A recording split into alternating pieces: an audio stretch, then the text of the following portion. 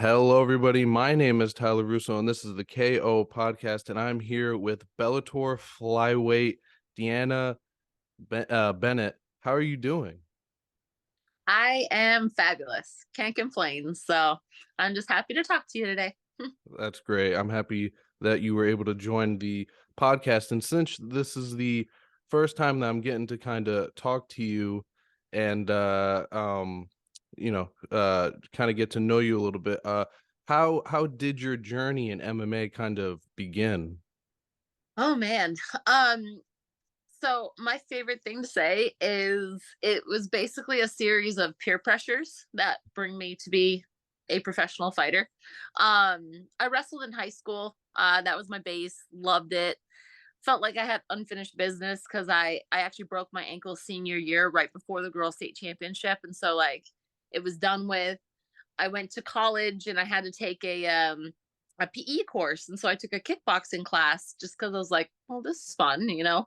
If I have to take PE course, why not punch and kick things?" And so I ended up joining a kickboxing gym just because that was a lot of fun. And I was like, I hate lifting weights. This is a perfect way to stay in shape. I love it. Started doing that, and then my friend who was there, they were like, hey, you're gonna do a smoker fight at the gym, and I was like, yeah, no thank you. I don't really feel like doing that. And they're like, no, no, no, you're going to. And I was like, probably not. And needless to say, they signed me up and I did it, and I was like, okay, this is pretty fun. And then I started doing jujitsu because it reminded me of wrestling. And then the same person was like, hey, by the way, I signed you up for an MMA fight. And I was like, yeah, probably not, actually. Still no. And then, of course, I ended up taking it because they signed me up for it and I was peer pressured into it. And then, the second that I got locked into that cage, I was like, oh, yeah, that's the stuff.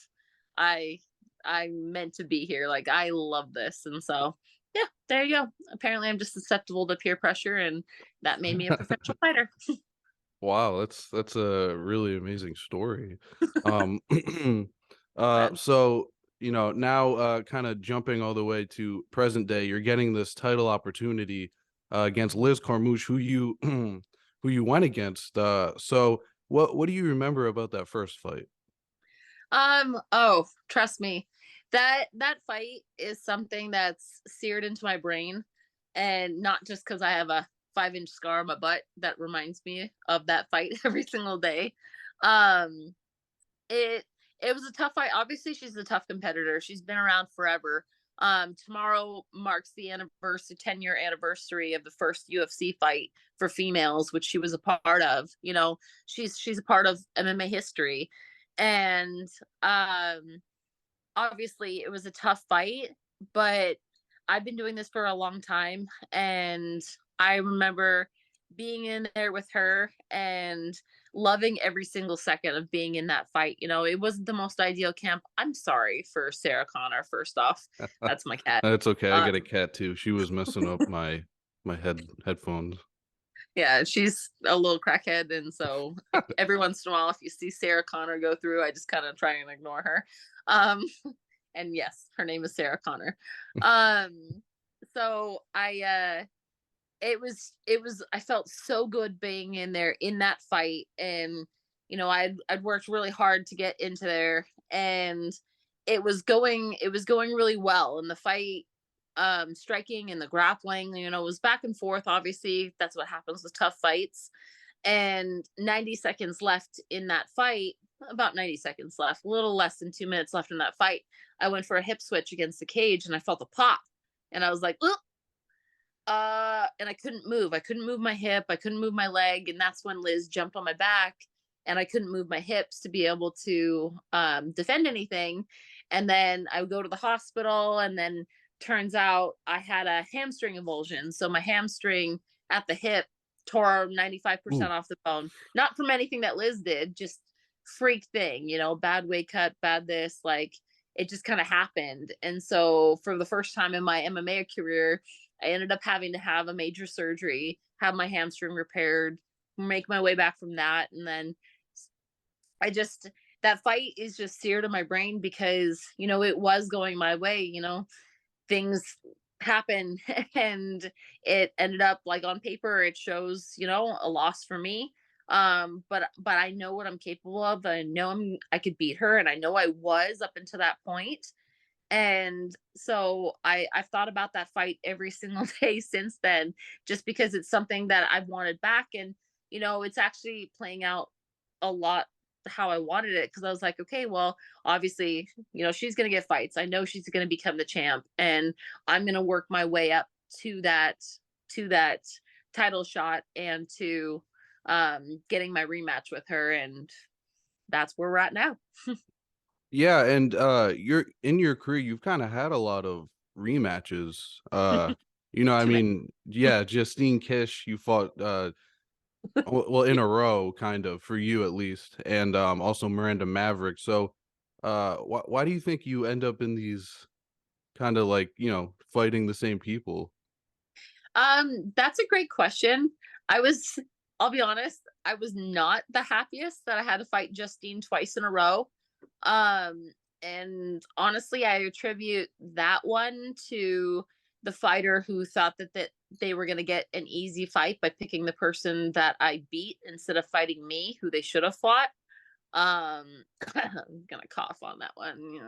You know, I don't know if you know. You could easily see who Justine fought between fights with me, and that'll tell you exactly, because I should have had that fight, but instead they chose somebody who thought that they would beat, and guess what? They lost, and so it forced me into fighting Justine twice. Um, but it went my way both times. And with the Miranda fight, I love Miranda. First off, as a side note, she's just awesome. It was the second time we fought was because we did that 1 day tournament for Invicta. And we just both ended up in the finals, and so we ended up fighting each other again. And my shoulder was so out for that fight. Oh my gosh. Yeah, at my age, nobody should be fighting three people in one night. Like, let me just put that out there. It was on my fight bucket list. I checked it off. We're good. One person per night, please. Thank you. Yeah, I mean, it's impressive that Invicta still does that actually. I was able to watch one of their recent fights when they did that. It's really impressive from the athletes to go out there multiple times and get in a fist fight. And since season, I believe it's 31 of The Ultimate Fighter is coming upon us. You were on a season of The Ultimate Fighter.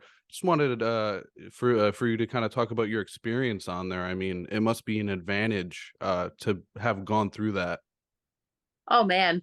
Honestly, The Ultimate Fighter was the time of my life. I'm not going to lie. I absolutely loved it. You hear a lot of people, they get done with The Ultimate Fighter and they're like, "Oh, would you ever do that again?" And everybody's just like, "Oh my gosh, no, I would never want to do that." Like, bro, I had so much fun. Maybe it's because I don't necessarily like, I don't know. I'm not married. I don't have kids, because everyone's like, "Oh, I miss my boyfriend. Oh, I miss my girlfriend." And I was like, "Well, I miss my dog." Um, that's a thing, I guess. Yeah, I guess that's one check mark for the lonely people of the world. But I'm kidding, by the way. Hi, this is the first time we've talked, so you don't know that I'm a ridiculous human. But Well, yeah. I got a taste of it at your post fight, your last fight, because Oh I yeah. I asked the question where I was like, why'd you pet Big John McCarthy's head? You'll say, "Oh no, I recognize your voice. Don't worry." And honestly, because that came from a Laura Sanko thing. I don't know if you've watched any of my Invicta fights. It's because I'm like, well, you're not Laura Sanko, but I guess we still have to continue this trend. So, Yeah, yeah. um, but yeah, yeah. Sorry. Let's see. What have I already talked about so far? That you Me missed being your single, dog. that I miss my dog. Yeah, no, but I was like, we always have to interject that in somewhere, and I don't know why, but that's the thing. So, I loved The Ultimate Fighter. Like, everything that I always want to do. Like, you wake up, your whole focus is just about fighting and training, and that's what I've committed my life to. And so, like, yeah, it kind of sucks I didn't have like the outside stuff that I'd like to do, but the one thing I love most in the world is fighting. And so that's what I was able to do every single day. And it was great. Like, everyone always asks me and they're like, "How was it?" And I was like, I mean, we get to live in a mansion, but you can't leave. So basically it's like white collar prison. So like we leave when they let us, but then we have to stay confined in our little area. But like I was on the season with like the coolest people with the best team, and the Ultimate Fighter brought me here to the East Coast where I am right now. And so without the show, I never would have ended up out here, and who knows if I would still be even fighting at this point. So like I credit the Ultimate Fighter and having Eddie Alvarez as my coach to where I'm at now. Like I wouldn't be where I'm at right now if it wasn't for that. And so I I love it. If they called me again and were like, if for something happened with Bellator, they called me like, "Do you want to be on the Ultimate Fighter?" I'd be like, "Yeah, but can you guys handle me being on the Ultimate Fighter again?"